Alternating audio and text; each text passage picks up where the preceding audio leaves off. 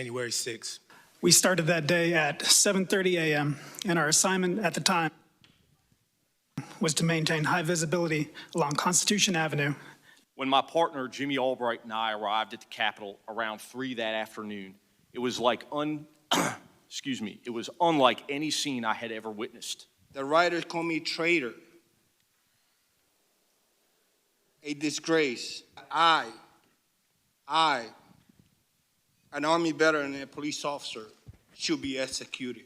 Yeah, just for awareness, be advised, there's probably about 300 Proud Boys. They're marching eastbound in this 400 block of kind of Independence, actually on the mall, towards the United States Capitol. Senate patrols to call your station. We just had protesters. Circle, breach the line. We need backup.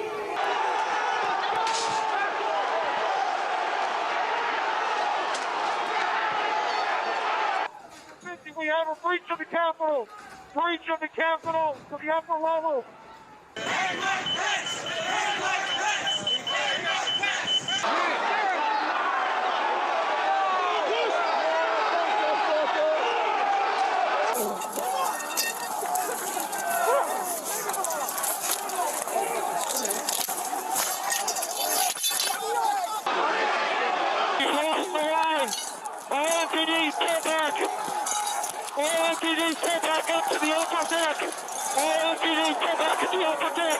My fellow officers and I would punch, kick, shove, spray with chemical irritants. I witnessed the rioters using all kinds of weapons against officers, including flagpoles, metal bike racks that they had torn apart, and various kinds of projectiles.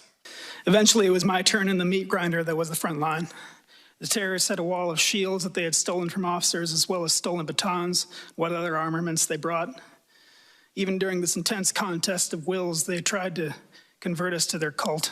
One man shouted, "We all just want to make our voices heard, and I think you feel the same. I really think you feel the same." All while another man attempts to batter us with a stolen shield. At some point during the fighting, I was dragged from the line of officers and into the crowd. I heard someone scream, "I got one!" As I was swarmed by a violent mob, they ripped off my badge. They grabbed and stripped me of my radio. They seized ammunition that was secured to my body.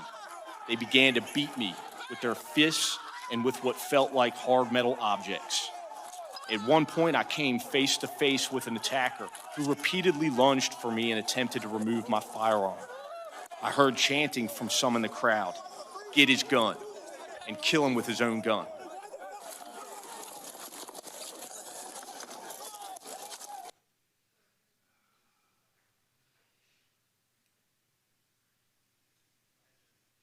All right, good evening, everybody, and welcome to the National Press Club in Washington, D.C. Thanks for coming tonight, folks. Really appreciate it.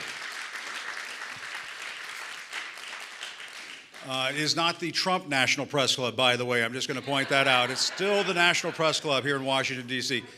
5 years ago today, everybody, the President of the United States incited a violent mob to attack the Capitol and assault American democracy in what was an unconstitutional attempt to overthrow our government. It was an insurrection.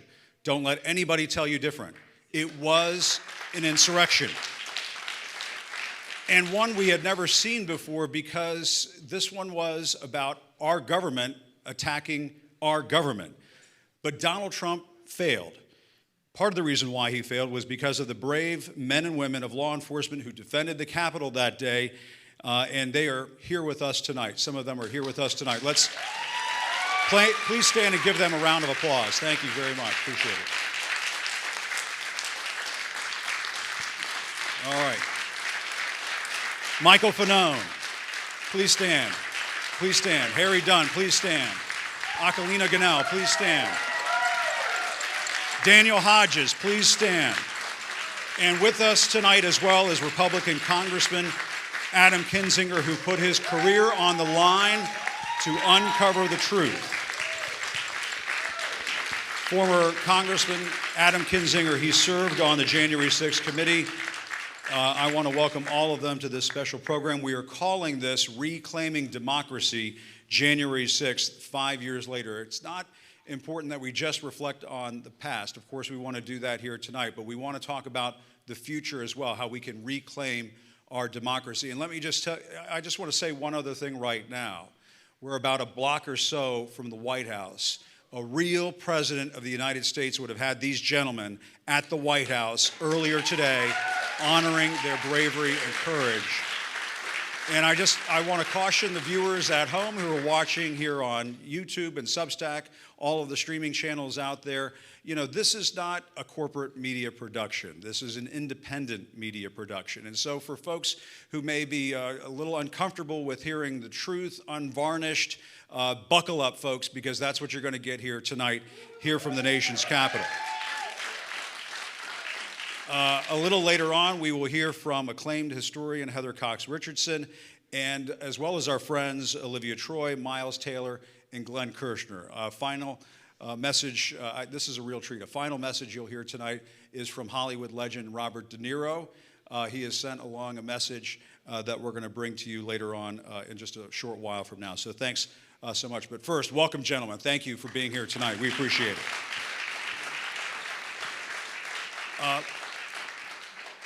Congressman Kinzinger, let me start with you first. Earlier today, the White House put out a tweet, and I hate to start talking about a tweet here, but they put this on the official White House X account and on the official website, a post still pushing the lies about January 6th. I don't know if you saw that, blaming what happened on January 6th on Nancy Pelosi and so on. I mean, it's ridiculous, of course, but what's your response to that, the fact that we're still fighting these lies to this day? And thanks again, Adam, for being here. Since we're independent media, it's fuck them, right? Honestly, look, and it's an honor to be here. Thank you guys for being here and everybody watching. It is amazing to be up here with these guys because, I mean, they are the reason that I'm here, that others are here. My wife often talks about that. Like she said, she got to learn what it was like to be a politician's wife that day. And so listen, when I see like what the White House has done and how they're trying to whitewash that, I know a couple things. Number one, I mean, it's obviously sad. It's not good. I wish this wasn't the case. I wish we weren't still fighting this fight. But I know one thing, which is the next 3 years, it's going to be tough. But I know that the January 6th committee is the living record that my kid is going to learn about, that his kid's going to learn about, that they're going to learn about. They're going to know the truth about January 6th. They're going to know the truth about what these guys, these men and women of law enforcement did. And in 3 years, we're going to flush Donald Trump down the toilet and everything associated with him. And so that's what I think. It stinks to see it, but I also look at it and go, look, I know in 4 years or 5 years, nobody will ever admit they ever supported this guy, and I really believe that. Yeah.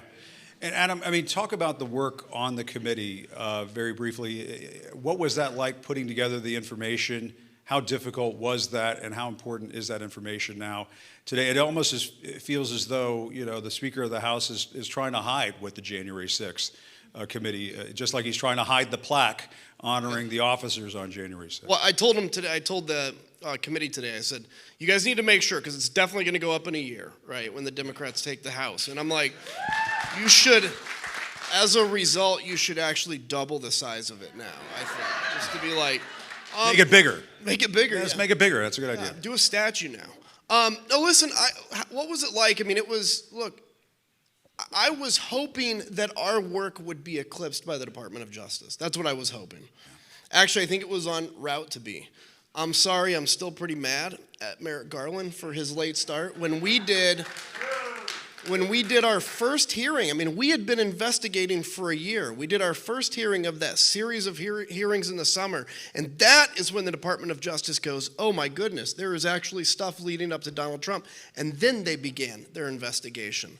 And so, look, I look at this and go, well, you know, what we did was difficult.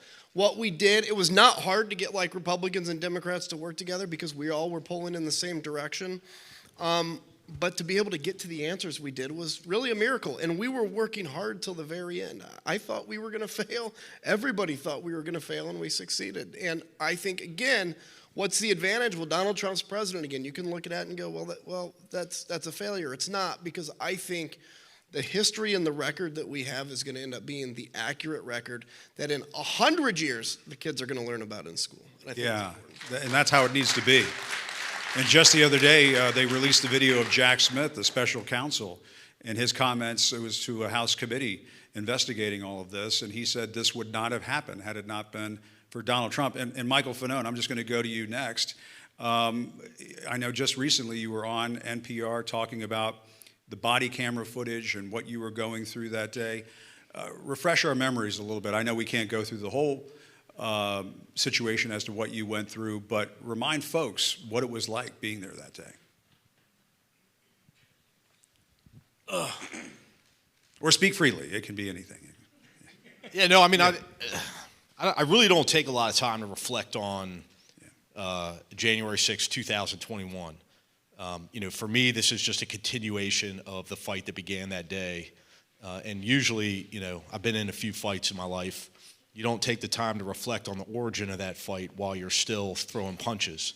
And so that's just how days like this, go for me. I mean, if there was anything that I was going to reflect on today, it was reflecting on Jack Smith's sworn testimony in which he revealed that, the Department of Justice conducted this investigation, and that as a result of that investigation, they developed proof beyond a reasonable doubt that Donald Trump orchestrated, funded, and then incited an insurrection against our government, which, for the kids at home, that's treason.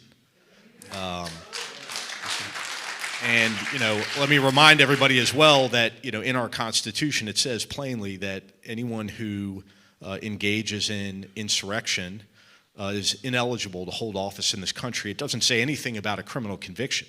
And we all saw with our eyes, some of us saw it with our eyes, heard it with our ears, and felt it with our bodies, the results of Donald Trump's treasonous insurrection.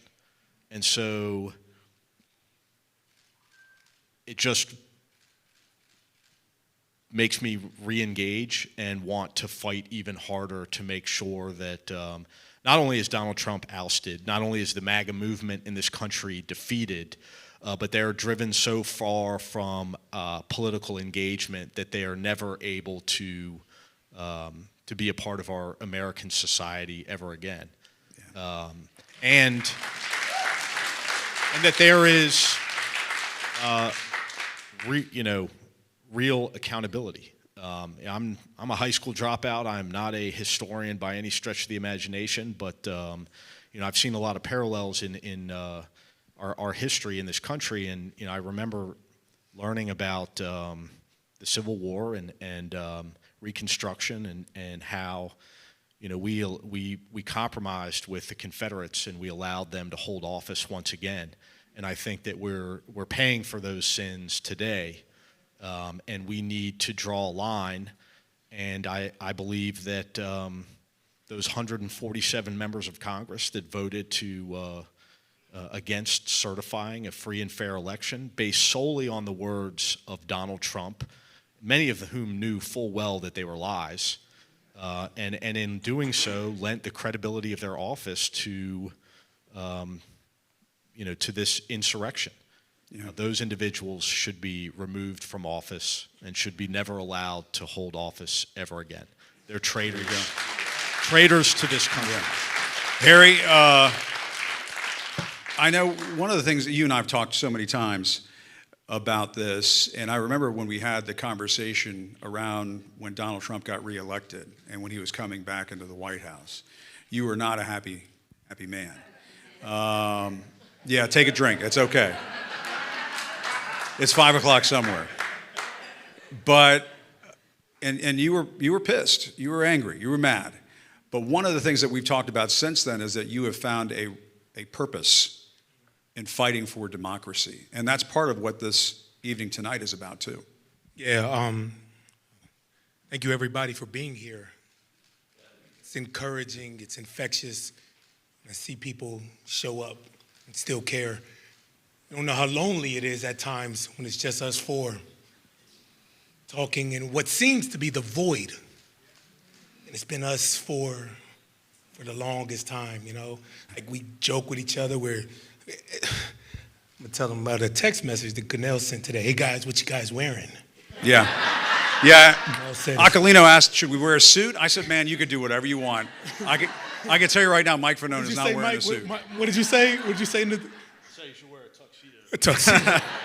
I said I'm going nude.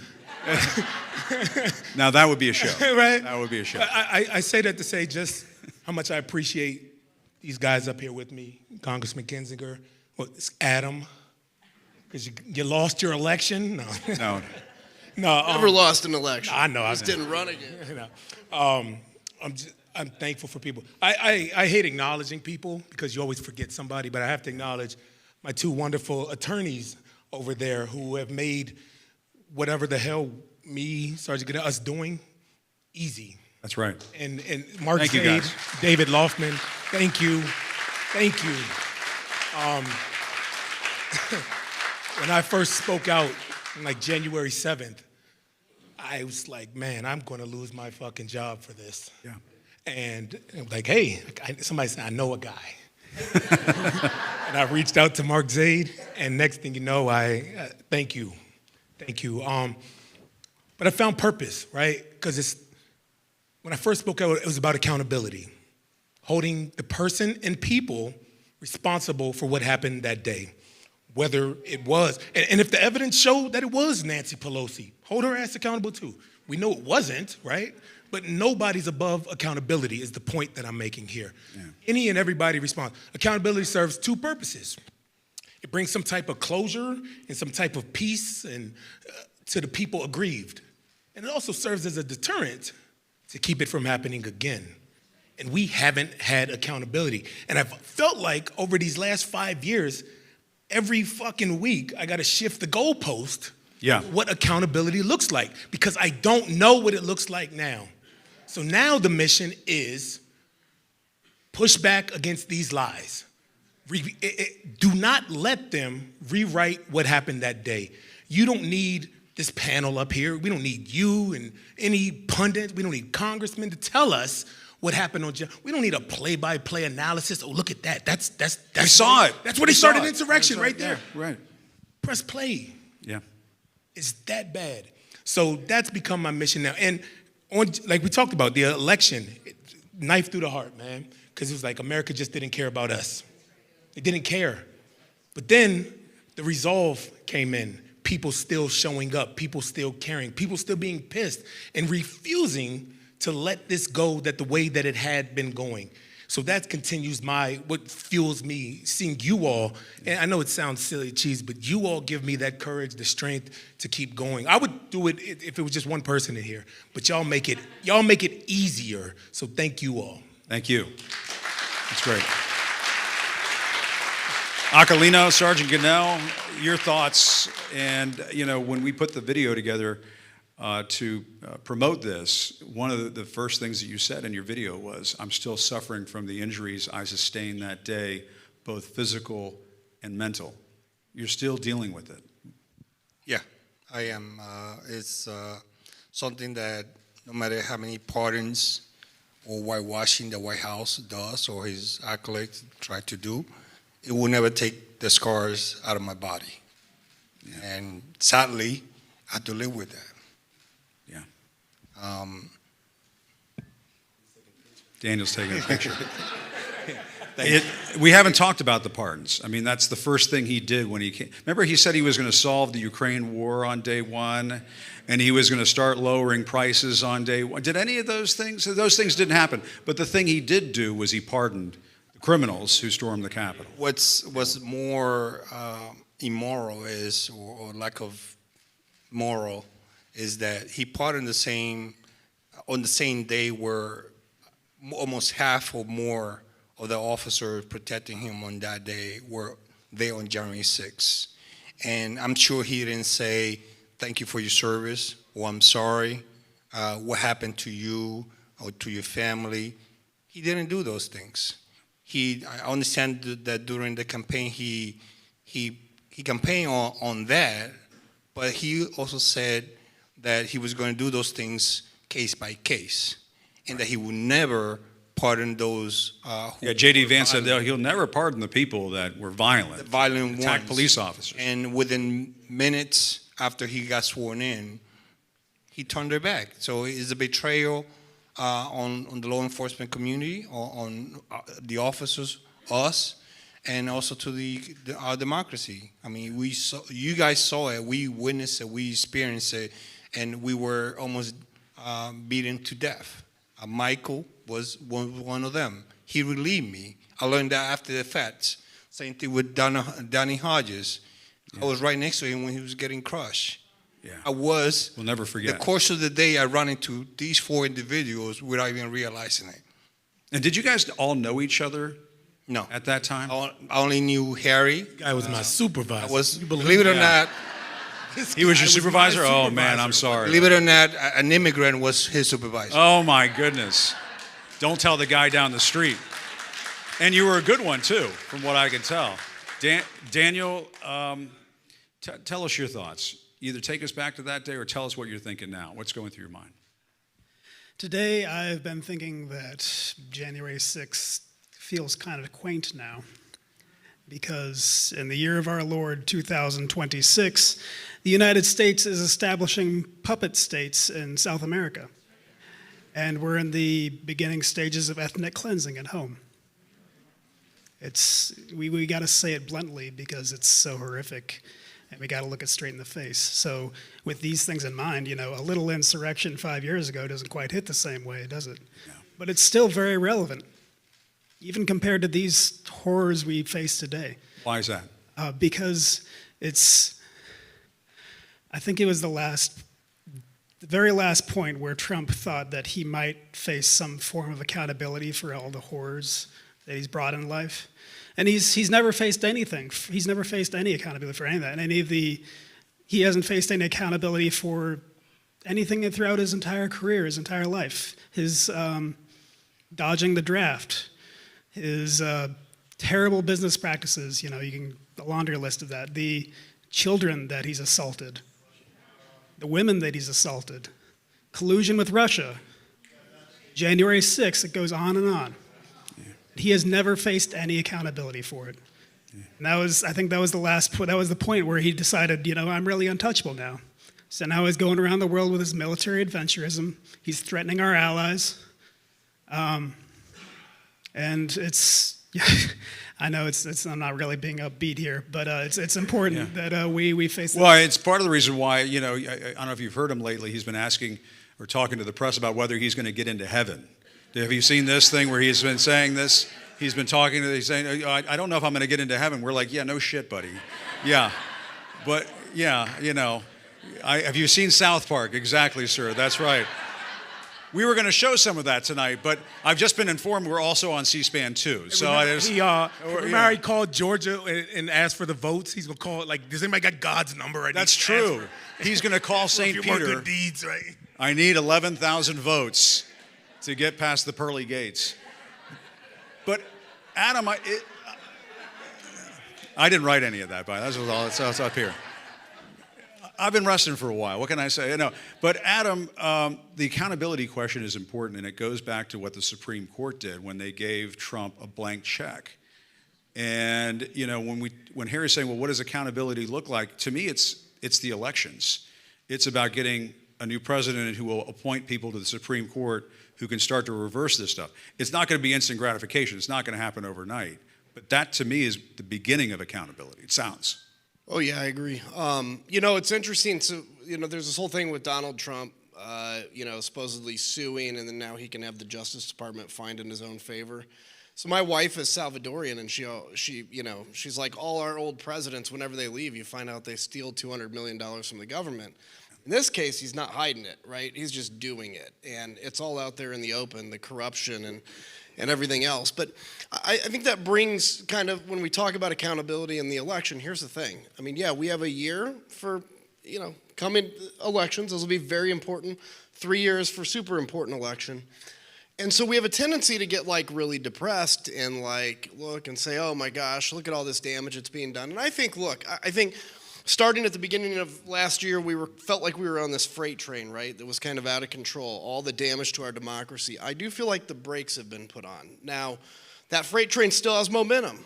It's still going to do some damage. So we're still going to see some things done to our country. But I feel like between Epstein, between, a lot of stuff that's happened, he's starting to lose his groove. And in a year, he's going to lose his ability to have any kind of groove. And so that's where I think the most important thing we can do is to just not lose our courage and not lose our hope, right? Yeah. Danny was talking about the idea of hope and courage, and that's it. Look, these guys, I know them, they get energized by chaos. Chaos is their thing. They love it, right? They love invading Venezuela and us not knowing what's going to happen. They love threatening Greenland. They love threatening Canada. All of this energizes them. They love the fact that they know that's misinformation at the White House about what happened on January 6th, but they don't care. It's the chaos. It's power. You and I get exhausted by it, right? How many of you know somebody that's given up already in politics right now? They're just like, I'm done, I'm out, right? So our battle for the next year and 3 years is to make sure that more of us stay engaged than them. And that's what we have to do. And that's how we have accountability. And I'll tell you, I talked to all these guys, and there's times where, I was talking to Fanone in the back, and I'm just like, man, today it's just, we're going through this, but then we come out here and I get re-energized again. You're going to go through that every day of your life. There are going to be days you need to give up, days you want to give up. There are days you should not look at any media and get re-energized, right? That's okay, because in the long run, we need you to stay engaged. That's how we're going to win, because if you get discouraged, they're going to win because they love you getting discouraged. Yeah, that's right. That's right. And Mike, Adam is right. They love throwing out Venezuela. They love doing these things to get everybody whipped into a frenzy because they want the conversation, they want the narrative to be on their terms. But it doesn't have to be that way. And I was looking at Mike before we got started. Mike's doing a podcast, and the hour before we're coming out here, Harry's doing a podcast. Everybody is busy trying to get the message out. Don't lose hope. You got to keep going. Your thoughts? I don't know if my message is don't lose hope. Yeah. My message is like... that'd be Adam's message. I'm sorry. Stay angry, stay engaged. No. Right? And unfortunately for me, I think that the fight has gotten much more complicated. Now I feel like I'm fighting on two fronts because I'm fighting against the Republican Party, which has become the party of insurrection. And I'm fighting against the Democratic Party because they're a bunch of pussies. Because it's not enough for me. I feel betrayed by my country. In fact, I don't feel it. I was betrayed by my country. And, everybody that's sitting up here was betrayed by their country. In order for me to feel at home again in this country, I need more than political accountability. It's not enough for me that Democrats win in the midterms and then that we get a Democratic president or at least a president that upholds the Constitution and believes in democratic principles. I want somebody who is going to punish those that ransacked our Capitol and ransacked our Constitution and destroyed the country that I love. Because right now, to me, America is not livable. This is not a place that I want to raise my children. Now, for all you maggots that are watching this, I ain't going anywhere. So don't think that, Mike Fanone's going to go relocate somewhere else. This is my country. You are going to go somewhere the fuck else. Yeah. And Adam,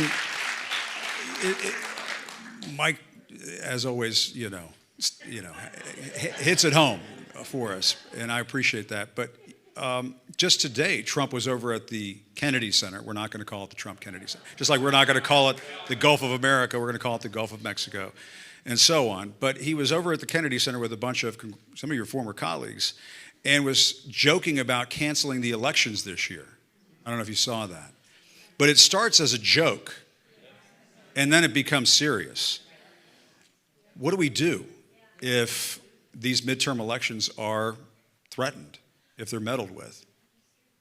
That's for you, yeah. What happens? Look, I think one of the great things about a decentralized election system, sometimes it's bad, sometimes it's good. The good thing is you can't cancel nationwide elections. Now, that doesn't mean they're not going to try, and I think some of what you've seen with the National Guard in cities, which, by the way, let's recognize at least that's been pushed back a little bit. That's a victory.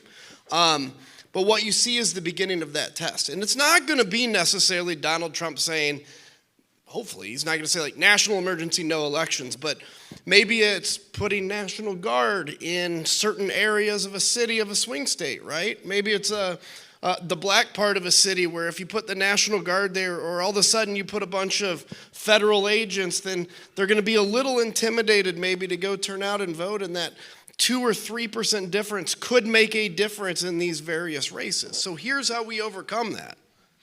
We're going to just have to kick their ass. It's going to have to be a blue wave. And I'm going to tell you, if the Democrats have a victory, but it's not a monstrous victory, that's a judgment on them, because this should be a year where we see the equivalent of the wave I came in as a Republican in 2010. This should be a massive wave on the other side, on the blue side, winning 70 or 80 seats and hopefully putting the Senate in play. So that's going to be the key, is recognize they can tinker around the margins. It's quite possible. That's why you have to have such an outstanding victory that it's not even going to be worth their effort. All right. And Adam, we think Adam has to go. Adam has to go, but thank you very much. Thanks, Let's give everybody I appreciate a round of applause for God Adam bless you. Kinzinger. There you go. Appreciate it. The show's not done. We're going to keep going, but. All right. Thank you, man. Appreciate it. Thanks, buddy. Thank you, buddy. Thanks. All right. The great Adam Kinzinger. And I'm going to sit down now because that's a lot of standing, and I haven't, that's been too much standing for me. You were walking around the audience like you were Jerry Springer or I was doing something. that Jerry Springer thing. Walking up and down. I was waiting for Fanone to pick up a chair and hit somebody like, Geraldo or something like that. But Geraldo's not here. I'm here, so you're stuck with me. But Harry, your thoughts on? I mean, I know Mike's got a good point. I agree with him that it's almost kind of trite and simplistic to say, oh, well, the elections will fix everything. We've tried to do elections, and they don't always fix everything. And also, whoever's elected president next, God bless them, because nothing, or her, I said them, sorry. Or her. Or her, Yeah. Absolutely, hell yeah. God bless them, because no matter what they do, it won't be enough. Yeah. And this country is going to demand everything be erased. Let's be clear, what happened and what he's done already in 1 year, it's going to take generations to repair, to rebuild. It's not just going to happen now, we could demolish that ballroom on day one. Hey, we could do that. Throw a wrecking ball at it, right? That's easy. What about the name on the Kennedy Center? Rip that shit off tomorrow. Oh, okay. Like that comes down to? Absolutely. But I just. What about the tacky gold shit everywhere? Does that? It'll probably burn. That's just not gold, man. Also, the flakes fumes from that, it's got to be tough. Yeah. Absolutely, but it's going to be a tough. Donald Trump. So I don't know when he said this, but he did. If the Democrats take back the House, they're going to impeach me. Yeah, yeah. No, that should be. Are you kidding me? That's he said something that was true. I mean, you have to get it. No, but no. Elections start to fix things. They start to. But people have to continue to show up, not just for one election cycle or one president cycle. No, you have to continue to stay. And also local elections, too. Like that type of stuff matters. Local elections matter more, I think, for individuals on day-to-day basis than national elections do. Yeah, that's right. And I know we've been talking about sort of the here and now and everything, but Aquilino, we haven't done this during this session. Talk a little bit about what happened to you and the process of what you went through. Because I remember when you came on my old show, you walked on the set one day and you brought a tennis ball with you. And I was like, well, what's the tennis ball for? And you were doing physical therapy at that point because you had sustained so many injuries, you were having trouble holding things.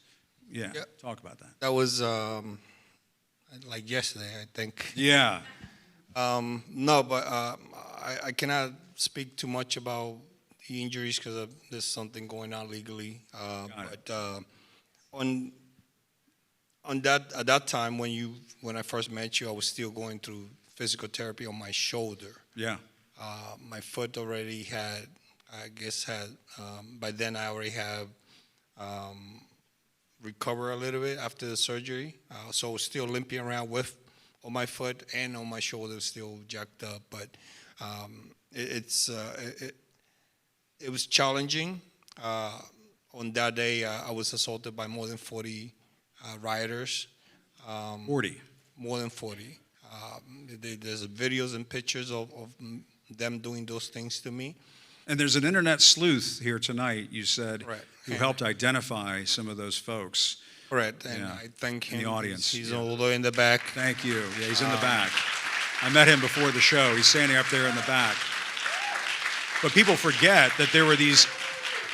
People forget there were these internet sleuths who were going into the video and geotagging things and saying, "I recognize this guy." I mean, people forget all this stuff. This is how we were able to capture some of these people and arrest them and so on. This guy is amazing. Him and his colleagues, they helped me identify at least 20 other individuals that assaulted me. There were others that were never held accountable because Donald Trump pardoned them before they were identified or prosecutor in jail. The day of the pardon, the next day I was supposed to be in court for a sentencing, and Donald Trump took that away from me. Regarding the injuries, I mean, it's a challenge, not only the physical, but the mental component of it. And not only the component of it, it also adds to the moral injury as well, because at the end of the day, we all four and the other colleagues at that time, we did the right thing for the right reason. And because of that, Donald Trump doesn't want us near him or the narrative of January 6th that was violent. It was horrific for our democracy and our nation. And, you know, he wants to hang out with some of the colleagues that don't believe what happened. Thank God that we're not her. We were. Yeah. And that's the difference of our cases. And that's why we are outspoken about it, because we were at the the forefront of the violence of that day, especially in the tunnel where Michael Fanon relieved me and he got dragged into the mile. Danny Hodges was right next to me. He was getting crushed just like I was right next to him. Daniel was in the door. Yes. Daniel was right next to him. You were right next to him at that I didn't point. know him at that time. Neither I knew Michael. But over time, I gotten to know them, and I could not be any more proud than to have fought with these guys. And I know they got my back, and I got theirs. Absolutely. And for the folks who are watching here in the audience and at home, you need to understand these are like the four musketeers right here, right? I mean, these guys, they're now, you know, lifelong friends, and you have each other's back. It is a cool thing. I mean, and there's another thing. Like, look, today I was trying to keep a low profile, not paying attention to any of those things. I hadn't done much media at all, and I popped in on one of the groups that we have for officers in the Capitol, and it just demoralized me because some of the guys that I fought for, that I was with on that day, they were criticizing us, saying things like, why are we the only four officers who get interviewed? Well, they had a chance. I had given them the platform. I asked them whether they want to speak up. They never does. Then they complain about, well, how come you guys the only one getting recognized? Well, step of the plate and be out there, talk about, get harassed, I'm glad you are speaking out. I mean, you know, the story has to be told. People, I mean, this is living history. And Daniel, can you talk a little bit about your road to recovery and what that's been like? Because the image of you, we all have it fresh in our minds. I think we can all kind of imagine what you were going through that day. We don't have to show the video. I mean, everybody around the world saw it. Right. Well, I've been very fortunate compared to so many of my colleagues like Ganell, and that while I was assaulted in a variety of ways that day, including being crushed, beaten in the head with my own baton, bleeding from the mouth, hit in the back of the head with metal objects, punched, kicked, knocked down for hours. But I was fortunate because all my pieces, parts still work. I had a headache for a couple weeks, so I likely had some sort of concussion. But I was able to recover and go back to work. And a lot of my colleagues were not so fortunate. They were either physically unable or mentally unable, and they had to leave the job. But I still have the job. I don't want them to take that from me. So I am still doing what I do. And we can't, and we can't forget people like Brian Sicknick. There were other officers who died in the days following January 6th. Mike, I think going back to what you were saying earlier, there needs to be penalties. There needs to be punishment. There needs to be real accountability. Yeah, I mean, I don't know what that looks like at this point because Donald Trump pardoned everybody that was involved with the. Some of these guys they're going out there and getting arrested again. I mean, he pardoned them. I mean I've talked about that a lot. That really goes to debunking the Republican talking point in the aftermath of January 6th, which was that these were, these good, wholesome Americans that stormed the Patriots. Capitol. Like every single person that was charged with assaulting me had a prior criminal record, and their record was things like drug distribution, robbery, child sexual assault. I mean, these were scumbags, for lack of a better term. These were the dregs of society that Donald Trump invited into his political forum because, ultimately, these are the people that were dumb enough to believe his bullshit and dumb enough to go commit felonies at his behest.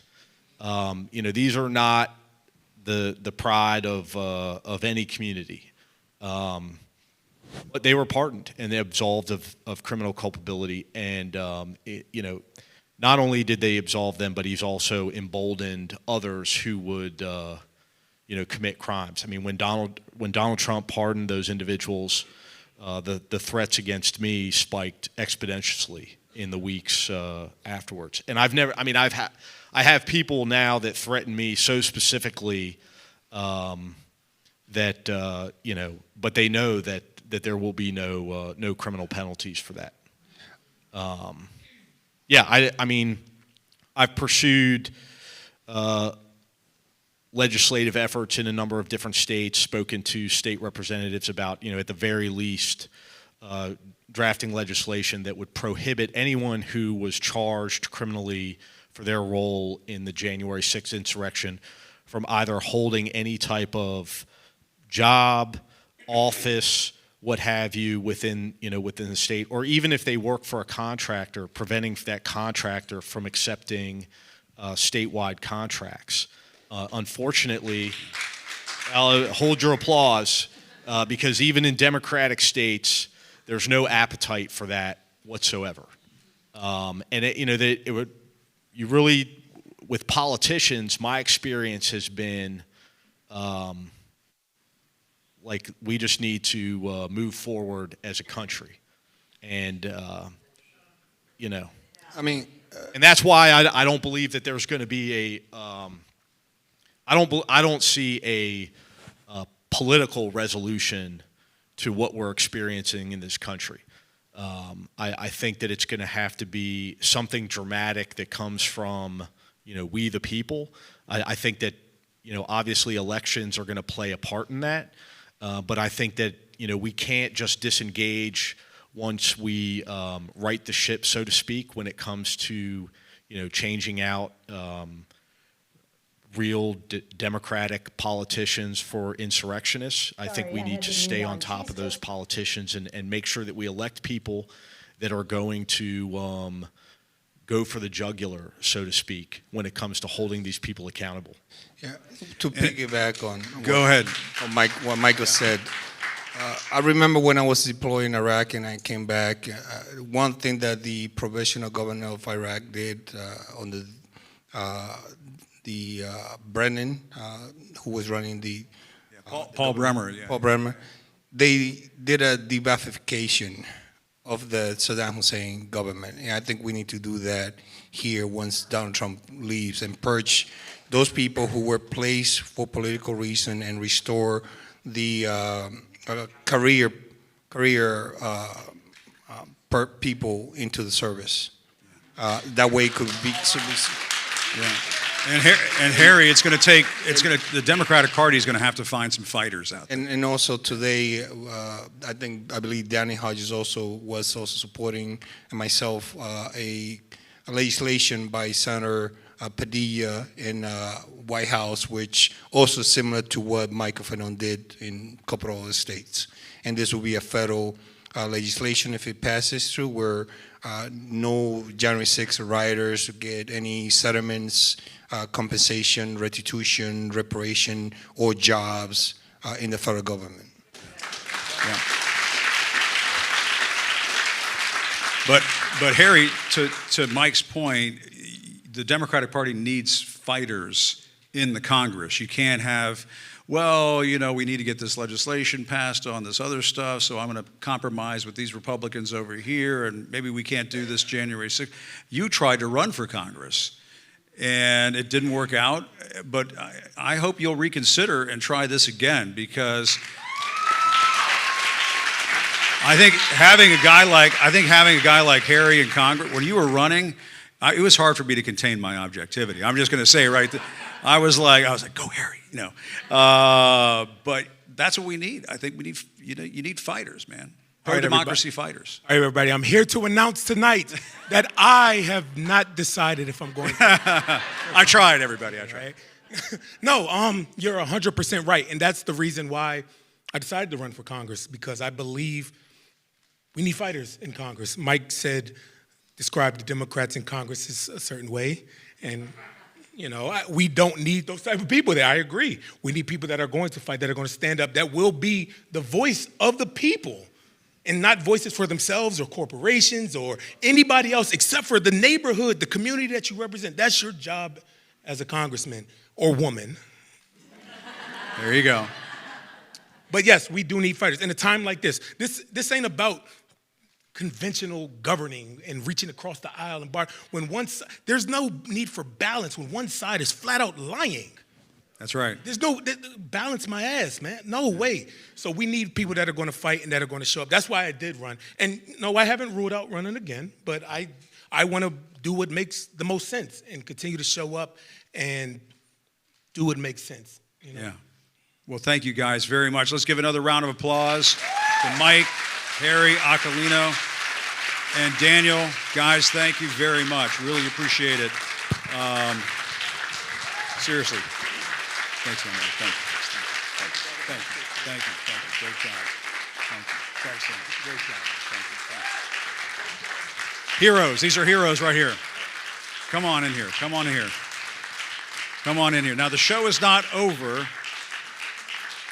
So stand by for folks who are watching at home. The show is not over. But this is what should have taken place at the White House today. This is what should have taken place at the White House and the Capitol earlier today. And it will happen in the future. Guys, thank you very much. Appreciate it. Thank you. The guys will be sticking around. I think we'll see how it goes. But I do want to, I think we're going to bring her up on screen now. Historian Heather Cox Richardson, if I'm not mistaken. We have Heather standing by. I think this is going to work. If we can, there's Heather right there. Hi, Heather. Good to see you. Hey, everybody. I can only see the backs of your heads, but it's a real joy to be here. It's wonderful to have you here, and we'll have to keep the hooting and hollering to a bare minimum here because we want to be able to hear you, Heather, but it's great to see you. Thank you so much for making time for us. How about those January 6th officers? They're just absolute heroes. So listen, I cannot tell you, I was watching you all, and I know all their names. And you think about how, in many ways, they were the first wave of Americans from everyday lives to step up and say, hey, this country matters.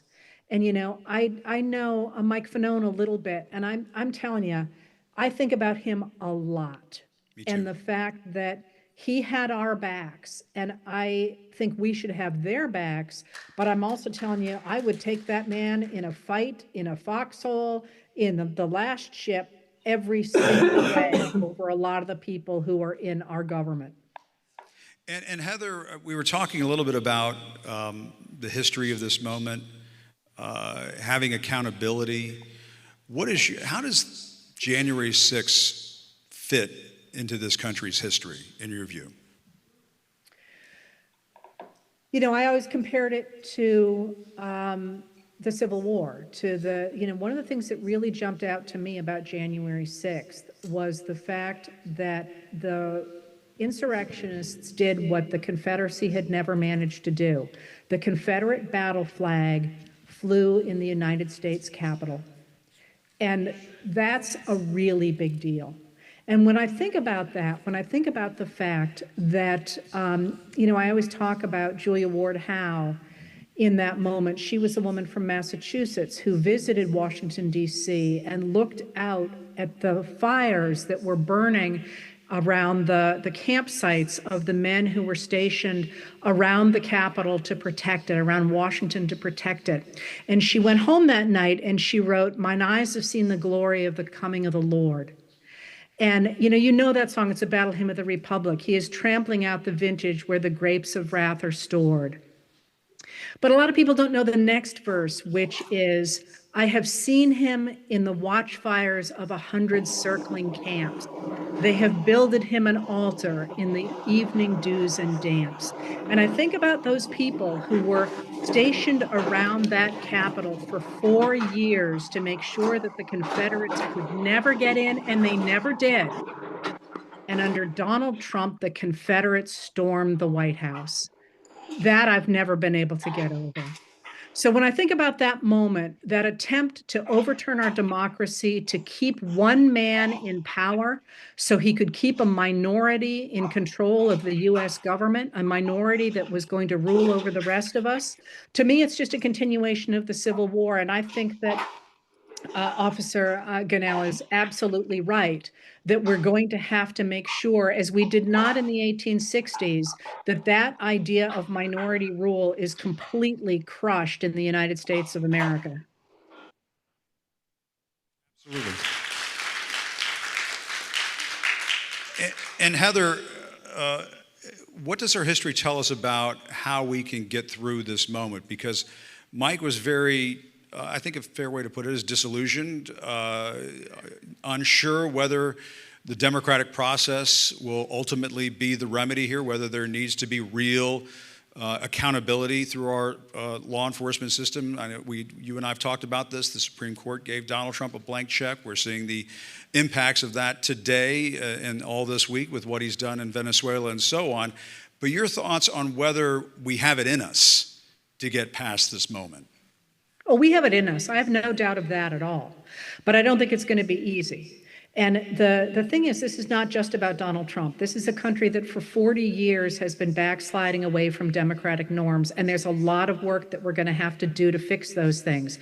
There's the Supreme Court, yes, but there is also the fact that, back in 1929, Congress put a cap on the number of people you could have in the House of Representatives, which pushed the representation of the country toward rural areas rather than towards cities. So they have a much bigger voice in our government than they would have had the Congress not done that. There's all these different ways in which our system has been skewed to favor, as I say, this political minority.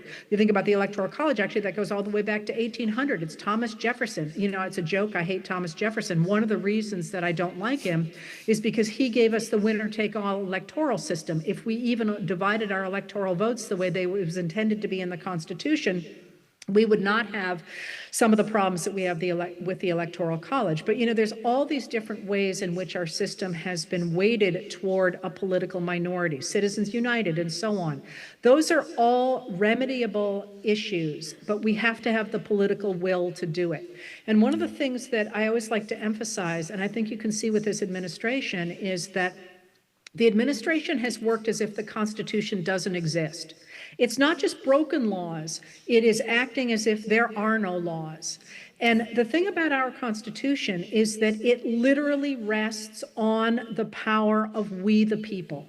In that document, we the people give our power to our elected officials to make rules that we endorse. I mean, not like them all, but we like the system under which we live, or we change it.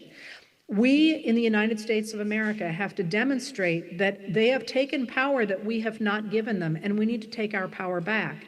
And when we do that, then we can work on these different pieces of it. You know, Montana is chipping away at Citizens United in really interesting ways. The Electoral College is not sustainable the way it is. You know, there's all these different ways in which we will be able to take these issues apart, I hope in my lifetime, but we have to demonstrate in this moment that politicians better be with us, or they're going to lose their seats in our halls of Congress. I think that's so powerful, Heather. Yeah, and here's because part of the reason why we're doing tonight. We've been calling this Reclaiming Democracy, because it's not just about talking about what happened on January 6th. That's totally important, no question about it. But it's also about how we can reclaim our democracy as a people. And I think some of the things that you're talking about go to that point. I mean, we're here in Washington, D.C., where we have taxation without representation. There is no statehood here. You have all of these citizens of Washington, D.C. who have had the National Guard come in and take over from places like Louisiana and West Virginia and so on. And what can we do to reclaim our democracy moving forward? Well, so one of the things that I like to do is think about where the levers of power are. You know, it's fine to get frustrated, but to think, where can I make a difference? Where can I change things? And of course, that starts at the local level. And that was a big deal in the last set of elections, the degree to which the people who were trying to take over school boards for a right-wing agenda lost. They lost across the country. So you can obviously start at the local level, but then there are other levers of power as well. One of the other things that jumps out from the beginning of this administration is the degree to which people standing against Tesla put a really big dent in Tesla's profits. You know, there are places we can spend our money in such a way that it puts pressure on people. But the really big place for me to put pressure right now, or that I think is worth putting pressure right now, is that it is not a stretch for anybody who's watching politics to recognize that President Donald Trump does not have his full mental faculties. This is a real problem for the Republican We've talked Party. about that. Yes, I miss this, but... No, I mean, you and I sorry, have, but... Yeah, no, this is a problem. And I don't mean that that's just a problem for us. That's a problem for the Republican Party. Did they want to go into the 2026 elections with an incredibly unpopular president that you don't know what he's going to do next? And the answer to that is, unless they're planning to rig the elections beyond hope, no, they do not want to go into the 2026 elections that way. And that means that one of the places to put pressure, I think, is on Republican elected officials saying, really? You're going to keep giving Grandpa the keys to the car so he can run over more toddlers? I don't think so. And that recognition that MAGA is weak, that MAGA is dividing between the neo-Nazis who are going down their own rabbit hole and Republicans who really just wanted cheaper eggs, is going to be an important way to use leverage in such a way that it weakens the power of MAGA, weakens the power of Donald Trump, and regains it for the vast majority of Americans that we know do not like the tariffs, do not like the deportations, do not like invading other countries, like the rules-based international order, like Social Security, like healthcare. There's a very clear divide in the United States between people who want a democracy and people who want a dictatorship. And there's a lot more of us on the democracy side than on the dictatorship side. Yeah, that's right. That's absolutely right. And I mean, Heather, you and I have talked about this, but I'll bring it up in front of this audience. I mean, I remember, didn't Trump talk about sleepy Joe Biden? And weren't they saying on Fox, who's really in charge over at the White House when Joe Biden was president? You know, who's really pulling the strings? Is Kamala Harris really president? I think that's a relevant question now. You have Stephen Miller and Marco Rubio. It looks like they just want to sort of carve up the world like a bunch of 19th century, dictators. It's just unbelievable what we're seeing right now. It is, and that's really interesting with the Venezuela thing because, this has been the least transparent presidency, at least in the modern era. So it's a little hard to tell who's doing what, but it's really noticeable that the person out in front screaming about tearing apart the rules-based international order is Stephen Miller, who's the White House Deputy Chief of Staff. And that, you do have to wonder, lots of reports out now that that Marco Rubio did not expect to be told that we were taking over Venezuela. That's why he was walking it back on Saturday. Really clear that there's a lot of confusion over what's happening in that White House and that people are taking advantage of the extraordinary power of the American people. Remember, we talk about the American military and so on. That's the American people and using it for their own ends. And that's something that we must push back on. And one of the ways to push back on that is to say, listen, who's calling the shots here? Because I don't know about you, I didn't vote for Stephen Miller. I didn't vote for Russell Vogt. Who's really calling the shots here? Yeah, and I will tell you that I was never offered a chance to have Stephen Miller on this program, and we would have it anyway if they did offer him and insist that he be on this program. We don't do that on this show. But Heather, let's talk about the dangers ahead, though, because one of the things that concerns me is we sort of move from Donald Trump looking like he's joking about something to actually doing it. And so today over at the Kennedy Center, we're not calling it the Trump Kennedy Center, we're calling it the Kennedy Center, he was joking in front of a bunch of congressional Republicans that he might cancel the upcoming elections. I think we should take that seriously. I don't think that's a joke. I think we should too, and actually, I'm glad you said that because I pulled that quote in the hopes we might go somewhere. I think it's very important, and it ties together a lot of things. He said, I wish you could explain to me what the hell is going on with the mind of the public, because we have the right policy. They don't. They have horrible policy. They do stick together. They're violent, they're vicious people. They have the worst policy. How we even have to run against these people. I won't say cancel the election. They should cancel the election because the fake news will say he wants the elections canceled. He's a dictator. They always call me a dictator. Nobody is worse than Obama and the people that surrounded Biden. But if you tear that apart, what it seems to me he is saying is that he has absorbed Republican rhetoric from the past 40 years that said only the Republicans know how to govern, the Democrats don't. Now, again, mind you, it's always under Democrats that we get economic recoveries and job growth. But this rhetoric that only the Republicans understand how to run an economy, he's internalized that to say Democrats are illegitimate, they can only win by cheating. And you saw that on January 6, 2021, when he tried to overturn an election that a Democrat had won by more than 7 million votes and won handily in the Electoral College. So I think you see there this idea that anything he says should go, and those of us who stand against him are just wrong. And that's sort of been the direction that the rhetoric of the Republican Party has been going since at least the 1990s. But in this moment, you're seeing a lot of people who voted for Trump with the idea that he would do what was good for them. Look at the fact that they're losing their hospitals and that the price of consumer prices is rising, and looking at all that and saying, wait a minute, where is my part of all this? And in the past, when we have had this kind of a break in a political system where there's sort of chaos on that one side and somebody stepping forward to say, I'm just going to take everything over, you've started to see a massive realignment and a rebirth of both parties. And I think that we can see that happen if we put muscle behind it going forward in this moment. Absolutely. And Heather, finally, you've been a pioneer in independent media. The whole country is glued to your posts every time they come out. Can you talk a little bit about how important independent media are at this moment? Because it seems to me, I mean, just the other day, there was another story about CBS. Oh my goodness, I worked for CBS in the early 2000s, so I care very much about what happens there.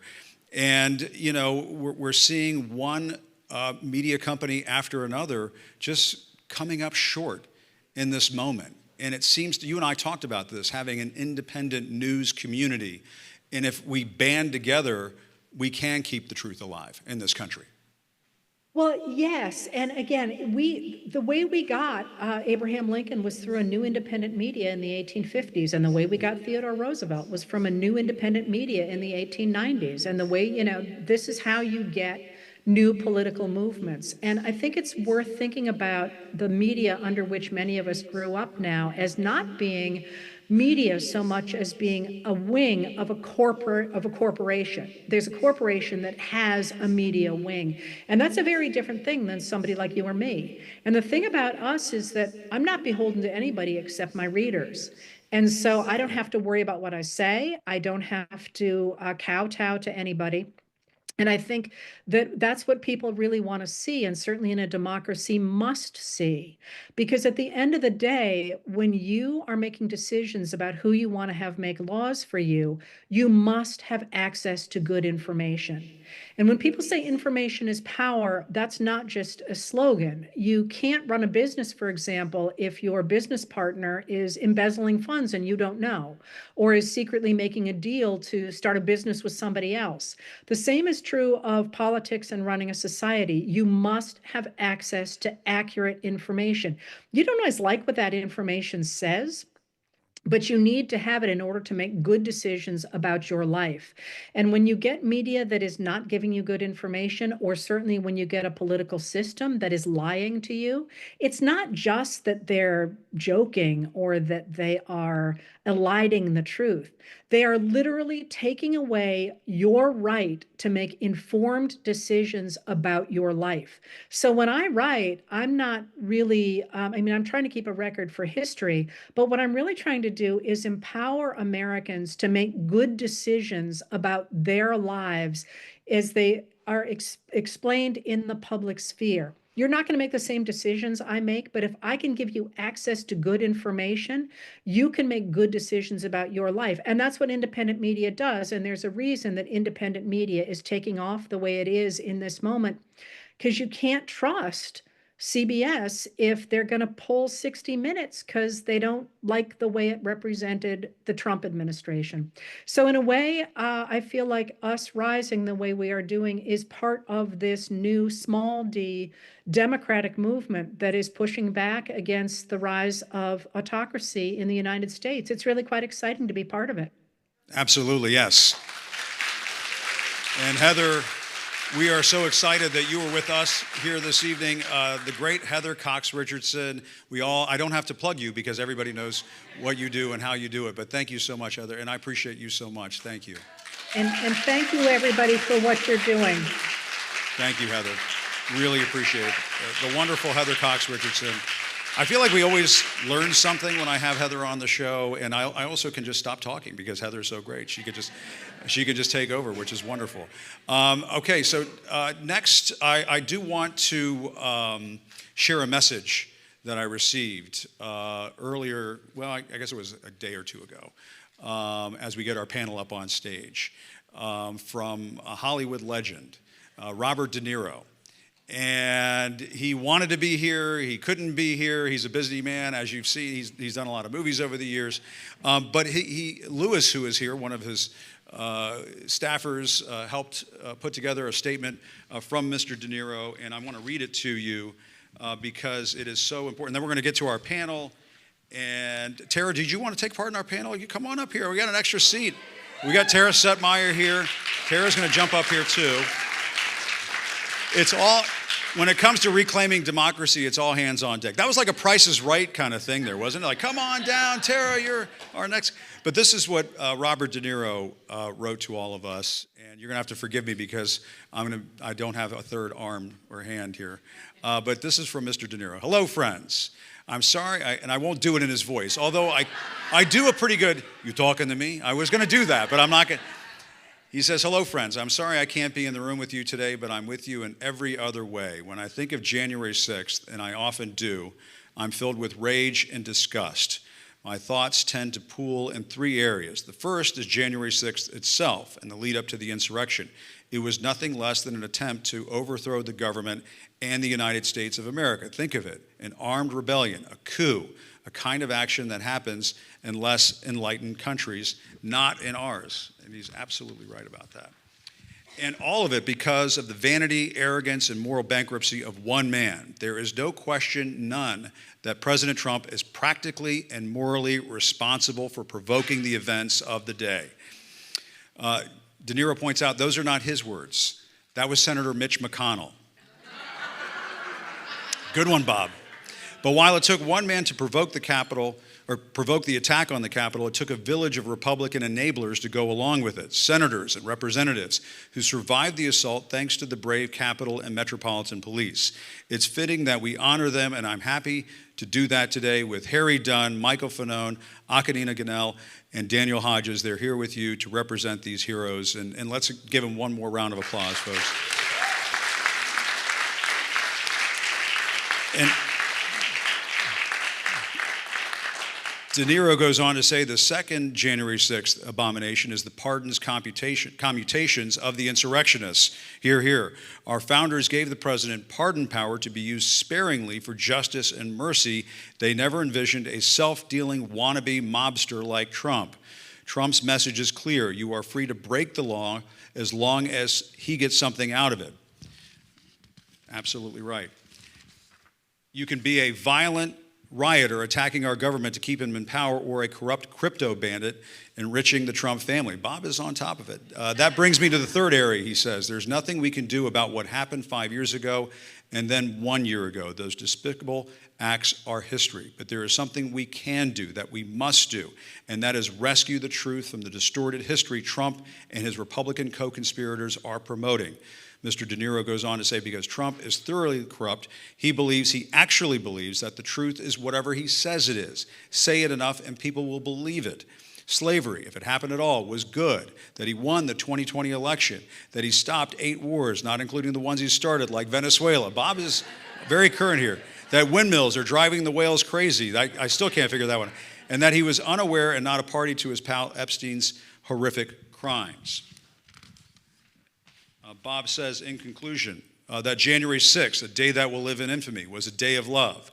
With a brain as small as his fingers, Mr. De Niro goes on to say, he can't wrap his head around the virtue of honesty. As Jesus said, ye shall know the truth, and the truth shall make you free. We are, or were, a great nation because of our history, our rich and messy history, riddled with deplorable practices and distinguished by triumphs of the human spirit. We don't erase our sins, we confront them. We try to correct them, and our better selves commit to not repeating them. And that, my friends, is what really makes America great. Thank you, Jim Acosta, for organizing this gathering, bringing together patriots who will ensure that we honestly reckon with the events and consequences of January 6th. He closes on this. Dr. King told us that the arc of the moral universe is long, but it bends toward justice. I would just add that without truth, there can be no justice. It's been said that history is written by the victors. The victors we oppose are losing their edge. The victors we oppose are losing their edge, he says, and the history they attempt to write is written in disappearing ink. This is a battle we cannot lose, and thank you for leading the way. Thank you. That's for Mr. De Niro. Okay. That's all right. We'll leave that there. Okay, and with that, I'm going to sit back down and welcome our panel, the great Glenn Kirschner, former federal prosecutor, Olivia Troye, the former national security advisor to Mike Pence, Miles Taylor, who tried to warn the public about Donald Trump during the first administration and has been basically deemed persona non grata by the president, and Tara Setmayer of the Seneca Project. Thanks to all of you for being here. We really appreciate it. Glenn, let me start with you because you and I have had this conversation before on the subject of accountability, and I think we're all going to be going home thinking about Mike Fanone's words this evening and the message that he sent, which I think is very important. And that is, people are suspicious that our government can deliver accountability at this point. That hurts. That must hurt a federal prosecutor. Yeah, especially, I am a rule of law guy. I spent my whole life enforcing the rule of law, honoring the Constitution, including the constitutional rights of every single target of every grand jury investigation and every defendant I prosecuted or my prosecutors at the D.C. U.S. Attorney's Office prosecuted. I've never been a political guy. But I will say that in my lived experience, with accountability, all things are possible. Without accountability, You get Donald fucking Trump. And that is where we are. And what we see the Trump administration doing right now is they're trying to walk the rule of law into the woods and shoot it dead, but they're not going to succeed. First and foremost, the federal judges, the federal bench, particularly the federal district trial court judges and the courts of appeals judges, but the Supreme Court, I know. But listen, even the Supreme Court just pushed back, didn't it? Even, we had 3 crossovers, from the insane to the sane, from the ideological to the constitutional, 3 crossovers who said, no, sport. They didn't call Trump sport. But that is my dream, that someday somebody will call Donald Trump sport. No sport. You can't federalize state National Guards and deploy them to the streets of America, so get them the hell out. I'm paraphrasing. So, we need accountability, and we will bring accountability. What we need to do is we need more Jack Smiths in the future Department of Justice and fewer Merrick Garlands. And with that, if we have ruthless patriots, as our friend Harry Dunn coined that phrase earlier this week, we're going to hold them accountable. We're going to bring charges, win, lose, or draw. They're going to be based on the facts and the law. They're going to be righteous. And there's no shame in losing a righteous case. But there's nothing but shame in refusing to take a righteous case to trial for fear of losing it. So accountability is coming. Don't despair. And absolutely. And Olivia, we've also talked about what could come next. What worries you about what could come next? You've been inside. You know these players. You've been around Stephen Miller. I hate to say it, but Way to sell me out. Sorry about that. But you were rightly concerned from the get-go, as I'm still recovering from Yeah. still today. I think what worries me is that this machine is exhaustive and it's relentless. And I think what worries me is that authoritarianism thrives on fatigue. It thrives on that. And that is why I think that it's so important that all of you here in this room and all of you watching right now who are taking the time to stream this or will stream this later, that is why it's important that you keep showing up. No matter how tired you are, no matter how chaotic it is, no matter I'm telling you, they want you to give up. They want you to get tired. And they're not going to stop because they're not taking breaks. I'm telling you that right now. I've watched this machine inside. It's one thing after another, whether there's a strategy or not. And we're seeing it. We're seeing it play out. And I come from national security. We're seeing it in foreign policy. We're seeing it what they're doing it. We're seeing what happens with Venezuela right now, which I'm very, very worried about for the people there. And I think that is the one thing that worries me, which is why I think it's important to have moments like this to build resilience and just remind people and here's the thing, life advice, pick one lane to care about. You don't have to do it all because that's also exhausting. But I would say pick one thing in your community that you care about. Pick, whether it's librarians or teachers or schools or they're getting attacked or losing funding or whatever it is that you care about. Stand with each other and show up for it and be consistent about it.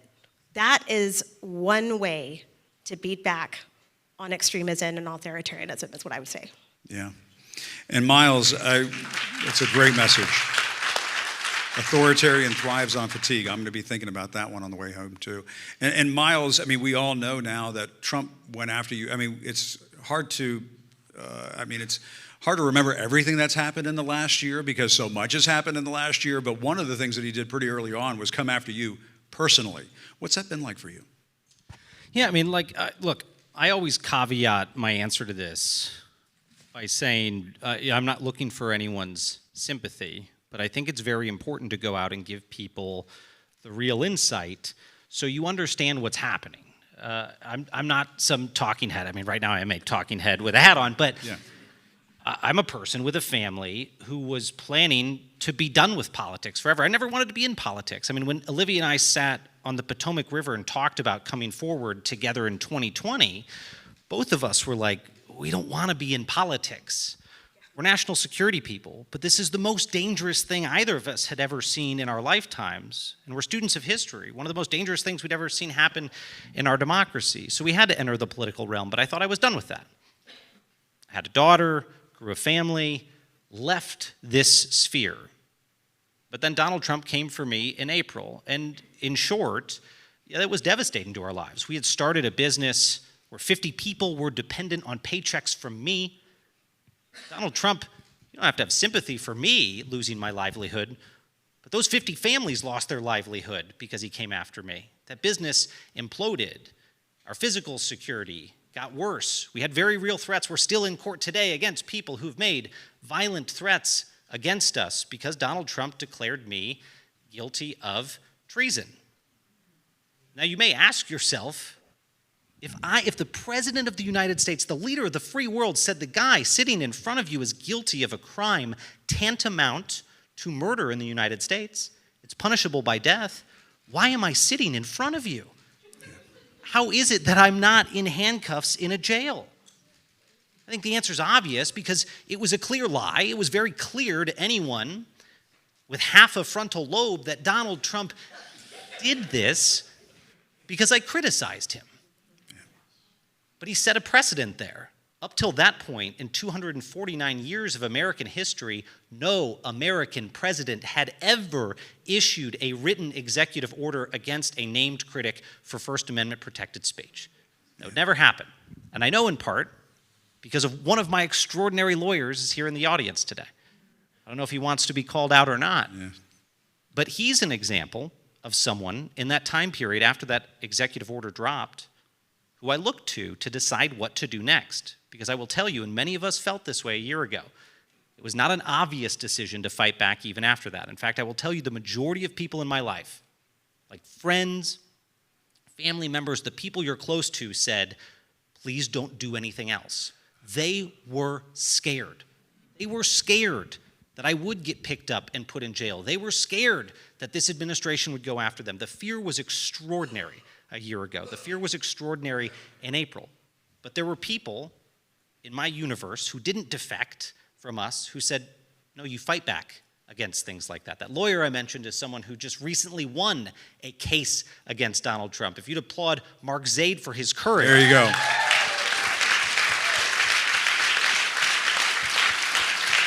We all know Mark Zaid. Thank you, Mark. To be transparent, he's my lawyer too. Who else? Yeah, who else here is a client of Mark Zaid? No, I'm just kidding. Well, and I will tell you this, Jim. Yeah. Mark is not a partisan guy. Mark has represented MAGA folks and liberals and you name it. He is a damn good lawyer, one of the best lawyers in the country, and he was targeted by this White House, had his security clearance stripped, and like a lot of people who had their security clearances stripped, Mark could have taken the choice not to punch back. A lot of people didn't because they were worried about the impact on their businesses, the further impact on their families. A lot of people, just like the law firms you saw not fight back, the individuals did the same. Mark Zaid did the opposite.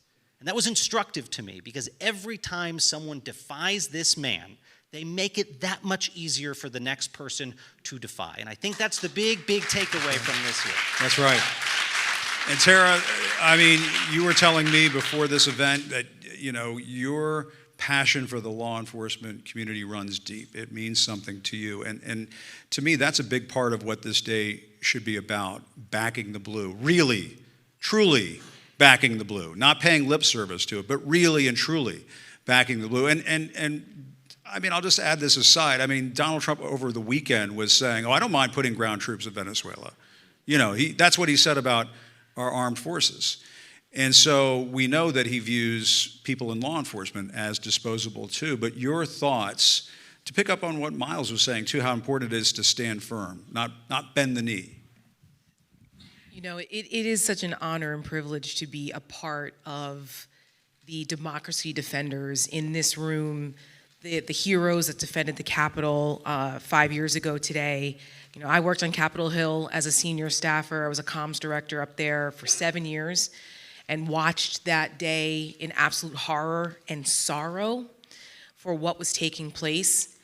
And the fact that there were people who swore an oath, both as elected officials and as law enforcement officers, to protect and serve, and swore an oath to the Constitution that was supposed to include protecting everyone, and that there were so many people that were disrespectful and abdicated that oath of office for a man and for a cult of personality that hates everything about what makes America great.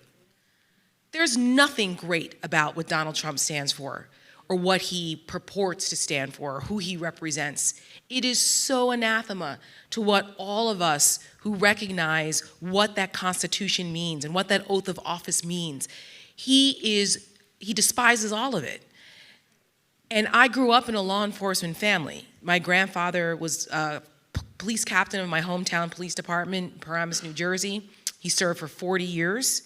He was a World War II veteran. He marched in every 4th of July parade from 1947 until 2016, where he was literally wheeled in a wheelchair at 90 years old by the officers in that police department. And he was also a volunteer fireman. And so if anyone who knows, there's always a rivalry. And every other year he would march with either the firemen or the police department, and they'd all give him shit for it. But they wheeled him down that parade route because it was so important to him to never miss a 4th of July parade, because he served this country. And that's what I came from. Yes. Blue collar America with family members who served. I married a federal officer who has served 25 years, who is here today as well, who still serves. And there was no way that I was gonna sit back and live in fear over what Donald Trump or MAGA or anyone else was going to do to stop me or silence the work that we all do because of them. This is our country. They don't own patriotism. They don't get to define who's an American and who's a patriot. They don't get to do that. They're traitorous bastards that had an insurrection happen in this Capitol here, and they're the ones that are going to tell us that we're not American? No. So it's so important that we are moral first responders. That's what we need to be. We don't have time to be bystanders, because democracy doesn't defend itself. And the more people that we have that step up as moral first responders and say no and yell stop or thwart history, the more opportunity we will have to take this back. But Heather Cox Richardson made a huge point here earlier today about that it's going to take a lot of work. But we can do it. There are more of us than there are of them, and we have to remind ourselves of that. It starts with the people here in this room today and all the work that everyone here is doing, including you, Jim, and all the work and the courage, the moral courage to step up and say enough. That's such a good point, because, Heather, I'm going to get up again. Harry was saying I was like Jerry Springer, which that's an insult. I'm not happy about that, but I am going to do a little bit of like a Jerry Springer thing here. Do you want me to pull Miles's hair? We could. Yeah, please. And Tara hit Miles with a chair. No, I'm just kidding. Don't do any of that. The truth is our sword. I've had worse. Right? Yeah. In independent media, anything goes. You know what I mean? Like anything goes. So we've reached the part of the program where, and I feel a little bit like Ted Koppel here. Remember on the days of Nightline when he would say, I'm informing the affiliates that we may be running over tonight. We might not stop at our normal time. So hopefully the National Press Club won't stick me with too big of a bill. But I do want to see if we can get some questions from the audience. Does anybody have a question? And not a speech, but a question. As John McCain used to say, questions, comments, insults. No, but a question. Yes, ma'am, you're right. That'd be. Hold on a second. Let's get a mic to you, and then we'll take it from there. I guess I can't sit back down. So. Thank you all so very much. I do have a question. Yes. We all know how devastatingly effective the Heritage Foundation has been for decades, but most recently with its Project 2025. My question is, who is drafting our Project 2028? Yeah. Olivia? I get that question a lot, actually.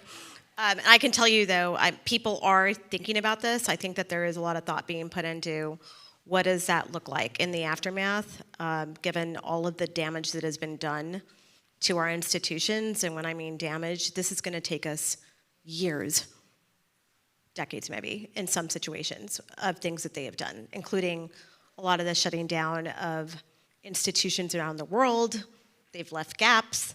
And so I think there are people thinking about this, but I think that you're correct to keep that front and center and be thinking forward-looking and thinking, like, what does it look like when we're piecing back together USAID or piecing back together Voice of America or, you know.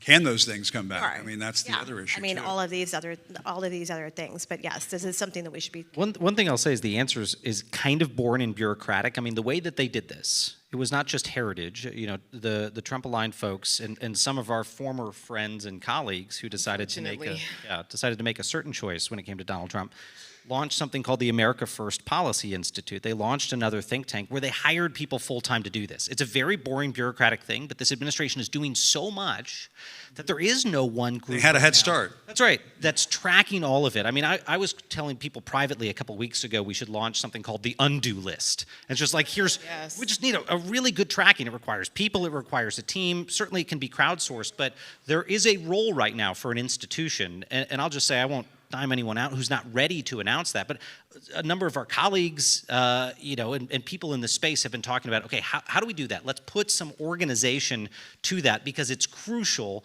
to systematize the accountability that Glenn talked about, not just on the justice system, but everything we've seen, especially the abuses of power, the excesses. How do we hit the undo button when that day comes? We've got to be ready for it. And I think that folks are motivated by people like you saying that needs to be done to go make it happen. Anybody else have a question? Yeah, there's a gentleman, or this nice lady right here. Yes, ma'am. I've been to every King's Day and every demonstration, and I met young people for the first time at one from American University. So my question is, how do we give the young kids, and not all us old farts, the energy and the hope to become engaged? Because that's what these girls said. They feel hopeless. And I tried to give them a little bit of energy, but the Democratic Party has to get off its ass and get these kids involved. That's right. Yeah, you're right. Tara? Well, I went to GW, so I'll forgive those girls for going to America. I'm just kidding. Listen, it starts with the fact that you engaged them. People need to feel as though they're heard and seen, and you have to be relatable. Democrats can't approach people with a policy pen because we're in a political guerrilla warfare fight here. And when you're talking to people who just want to know, is my life going to be better? Or when you hear, it pains me to see that the younger generation doesn't think that the American dream is for them. It should hurt all of us, because isn't that why we're here? It's to pass on the inheritance of our freedoms and what our ancestors fought for to the next generation so they can be better than us. So what do? We have to engage them, and we have to let them be heard and give them examples of courage and bravery and let them know history. Because imagine how the younger generations felt for women. My organization, the Seneca Project, named after the Seneca Convention of 1848, where women said, to hell with this, we had enough is enough. But it took them 72 years to get the right to vote. Yeah. 72 years. Most of them didn't live to see it. So we have to plant the seed, though, and be consistent. They knew that if we are consistent and we're courage is courageous, and it starts with a tiny ripple of hope, right? Yeah. RFK, the good one, not the crazy one. Yeah. He talks about the ripples of hope, that it starts there, and then it builds into a current that can move mountains. So that's what we have to do. We have to make sure that we give the younger generations, we set the example for them. Courage is courageous, ripples turn into currents that can move mountains, and that's our responsibility. I think there's a question in the back of the audience. There's a gentleman back there. I don't know his name. Oh, it's Harry. I have a real question. I do. Harry Dunn is here. Serious question. And we get asked a lot of questions all the time, and we have to answer questions. But I have a question mainly for Glenn. January 6th. Jack Smith laid out all the evidence, what happened. the Supreme Court ruled Donald Trump's a king, blah, blah, blah. Can you please talk us through how there is a slight hope of some type of accountability with just on the legal side with the rulings dismissed without prejudice, with prejudice? Can you expound on that a little bit, how there is an opportunity for some type of accountability for Donald Trump? Yeah, thank you, Harry. And let's be clear, and this is so obvious. Donald Trump doesn't back the blue. Donald Trump backs those who beat the blue. That's right. Like the 4 heroes that we had up on this panel not too long ago. And so from this old prosecutor's perspective, I look at the posture that Donald Trump's criminal cases were in before the Supreme Court in the horrific Trump versus United States presidential immunity ruling said the president should have absolute immunity to, can commit all the crimes he wants, victimize all of the American people he wants. And if it's a core constitutional function, oh well, which is kind of the opposite of the constitutional obligation to take care that the laws of the nation be faithfully executed. But setting that aside, let's just look at the 2 cases, the criminal cases against Donald Trump, in which he wasn't convicted, like up in New York. You've got the classified documents case. Where was that case when it all went south for us? It was at the 11th Circuit Court of Appeals, about to be reversed. About to be reversed because compromised, biased Judge Aileen Cannon made a decision that no honest, ethical, unbiased judge would make, okay? So I'm not saying, yes, those cases are absolutely going to be re-brought, but there's no final nail in the coffin of the classified documents case. Let's turn to January 6th. Where was that case when Jack Smith felt compelled to move to dismiss it in November because Trump had been reelected, and the Department of Justice believes in its wisdom at the Office of Legal Counsel. I'm not going to call them a bunch of navel-gazing pinheads, but I think I just did. Oh, go ahead. They're not all navel-gazing pinheads, but they're like, we don't think it's a good idea to prosecute a sitting criminal president. I say, I can't imagine a better idea than to prosecute a sitting criminal president. Maybe we can get another ruling that says what John Roberts says doesn't apply anymore, and that no man is above the law. Can we do that in this country? That would be nice. That would be nice. We used to believe that, didn't we? We used to believe that. So here's the thing. Jack Smith felt compelled, and I understand. Listen, my hat's off to Jack Smith all day, every day. As I said, we need a Department of Justice full of Jack Smiths when the rule of law comes back into the light of day. But, remember where we were in that case, the J6 case against Donald Trump, when Jack Smith was compelled to move to dismiss it? Judge Tanya Chutkan was litigating the question of which of Donald Trump's January 6 crimes can go forward notwithstanding the presidential immunity ruling. Why?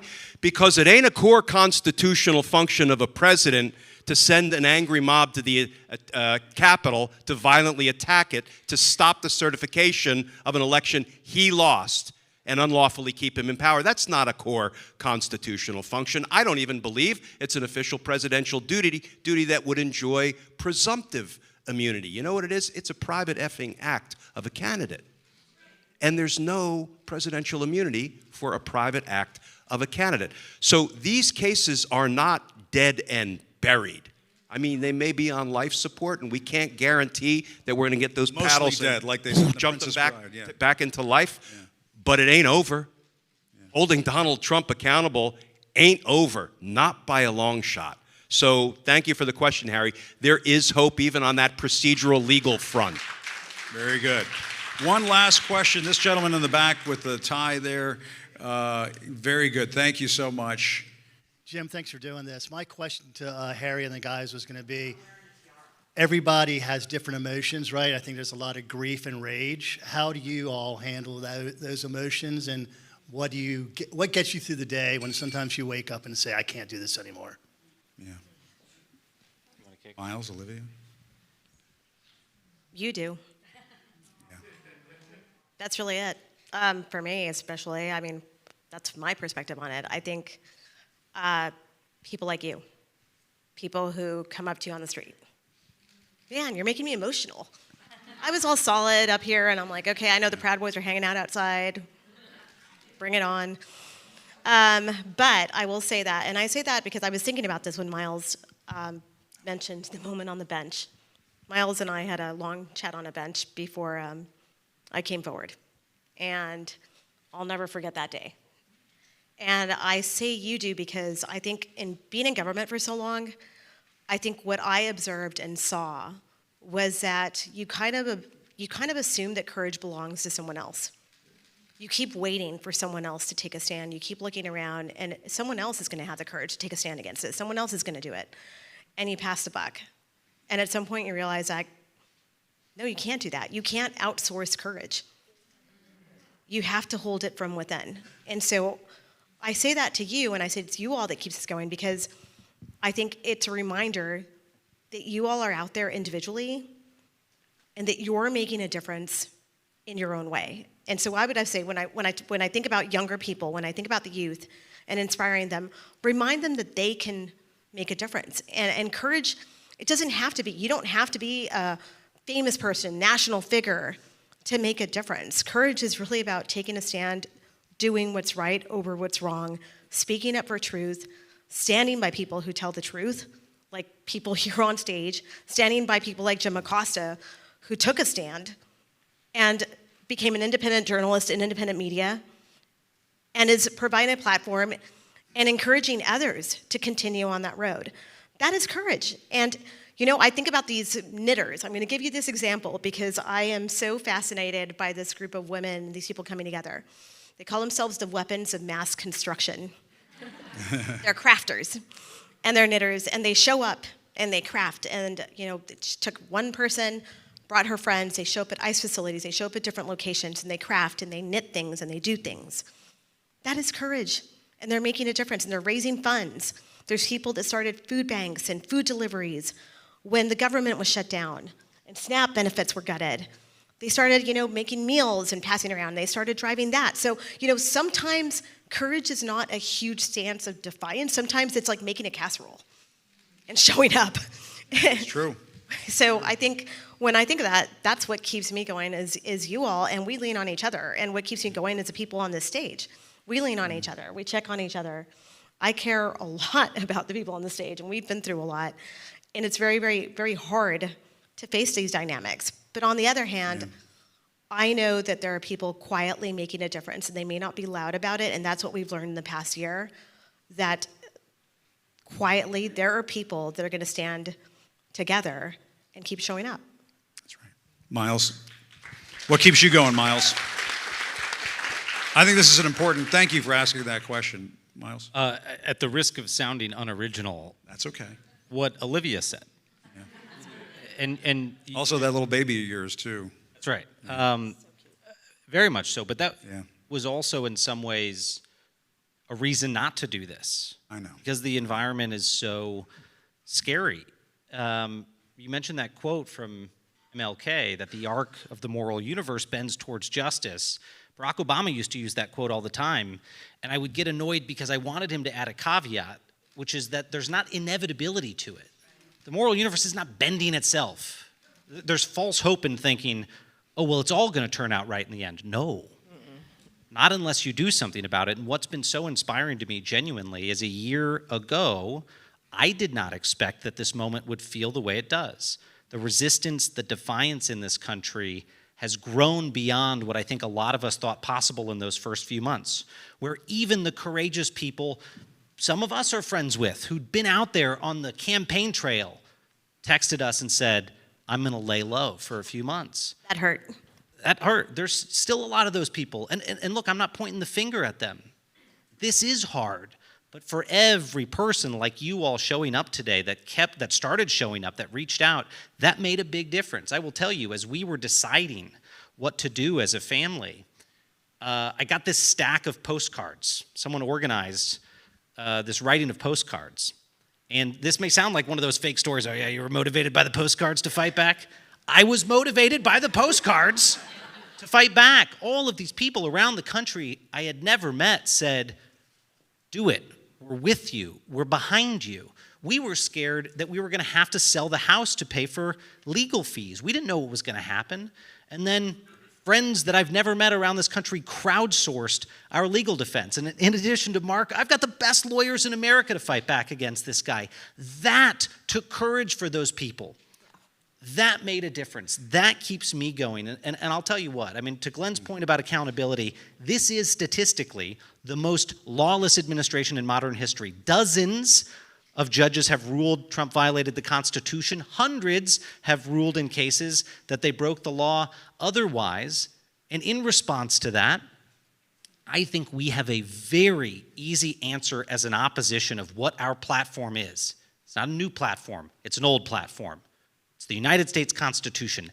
That is our unifying platform across Democrats and Republicans and independents, and we have to recommit to it this year in the 250th year and say, this is our agenda against this guy. Hear, hear. Hear, hear. And Tara, what keeps you going? I'll be very, very brief. It is true that when you put yourself out there, the fuel is we the people, the collective we. And knowing that it is a privilege to be looked upon as someone that people are inspired by and ask, what can we do? That is a humbling privilege that I don't take for granted at all. I don't think any of us do. And so when it gets tough, you think about that person that stopped you on the street or that comes up to you, like the hugs that I got today when I walked in the room. That's what keeps you going. When I look at Harry and the bravery of Harry and Mike and Daniel and Aquilino and everything that's cost them, and they are still here, they still show up, that keeps me going. So Definitely. It is important to understand that community keeps you going. That's why we often talk about that. That's why we build it. I have a bracelet right now on my arm that says you were made to make a difference. And I remind everybody that. We were all made to make a difference in our own respective ways. So when times get tough, you go back to that and you think about the people before us and what they went through. I think about my grandfather. I think about my great-grandparents that came over from Germany as German Jews in the 20s and said, we're out of here, and came to the US to build a life. You just think about those things and that keeps you going. And in a time of universal deceit, telling the truth is a revolutionary act. Orwell said that, allegedly. But we're all part of that revolution. So that's what keeps us going, and great wine. There you go. Hey, Jim, can I just say one more quick thing on that point? Because it should have been way more obvious to me. There was a turning point for me that I have shared with a lot of folks since. I'm wearing the word on my hat. There was a literal day where my wife said the word defiance. And I swear to God, it was just the word. It was like everything clicked. We had been in this defensive crouch. People who'd been in our wedding, family members were literally abandoning us. We're saying we cannot associate. We're so scared. And then Hannah started talking about, I think we need to shift from a defensive posture to a defiant posture. It was like magic came over me. I was like, you're right. We should be fighting back.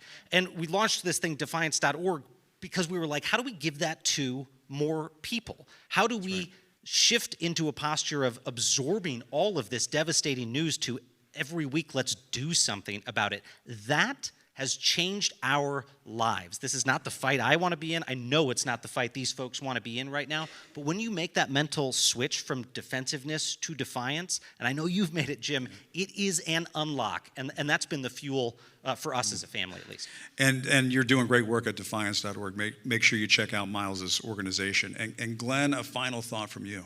Yeah, so two things. One keeps me grounded and one keeps me motivated. I have two favorite quotes. One, MLK's, the arc of the moral universe is long, but it bends toward justice. I hold fast to that. Sometimes there's a kink in the arc, and we have to try to straighten it out, and that's what we're here doing. But my second keeps me grounded, and that is Abraham Lincoln's, be sure to plant your feet in the right place, then stand firm. Yes. That's right. That keeps me grounded when I feel like I'm knocked off center by the latest horror and abuse by the Trump administration. And the thing that motivates me is I wake up every morning, I survey the news, and I, see what the latest horrific conduct of Donald Trump is. And I think to myself, Trump and his flunkies and lapdogs and sycophants want us depressed. They want us despondent. They want us desperate. And they want us to be defeated. And I'm not going to give them that fucking satisfaction. Amen, brother.